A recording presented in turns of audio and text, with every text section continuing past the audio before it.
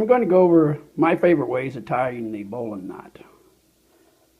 My favorite way is to start to tie an overhand knot using the long end, not the short end. Bringing the short end down through it this way, bring it back together, and tie the knot.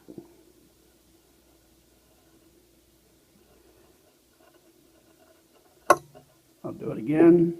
Pull this through. Then you can pass this around whatever you like. Once you've passed it around a pole or whatever you like, just stick it down, grab it back again, pull it, and you have the bowline. Now, some of you like to have the double bowline because you feel it's more secure. So if you'd like to tie a double bowline, instead of making one wrap, you make two. Push it through the same way you did before. Bring this right down as before. Pull it down tight, and you have the double bowline. Now, some people, especially apparently people that are tying bowlines around water, like the water bowline. So how do we tie a water bowline? Well, you start out just like you were going to tie a double bowline. You take the two loops that you formed and switch them. And then just go ahead and tie it the same way as you tied the double bowline. Just stick that through. Again, pull it up like this. Tighten it up. And you have the famous water bowline. Now, can we tie more complicated knots? Yes. I will tie next the French bowline. And the way you tie a French bowline, turns out the French bowline and the double bowline are exactly the same knot. So, you start out just like a French bowline, just like a double bowline. Proceed here. Do this.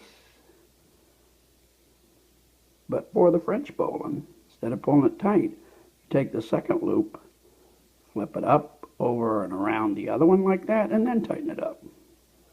Now we have the adjustable, double looped French bowline. Now, obviously, if you tie it that way, you couldn't tie it around a pole. I really did that just to show you that the structure of a double bowline and the French bowline are in fact identical. And you can move it back and go back into a double bowline from the French bowline. So how about if you wanted to tie it around a pole? How do you do it? Well, if you want to tie it around a pole, you proceed as if you're tying the standard bowline like this. Just set up the structure like this and hold it.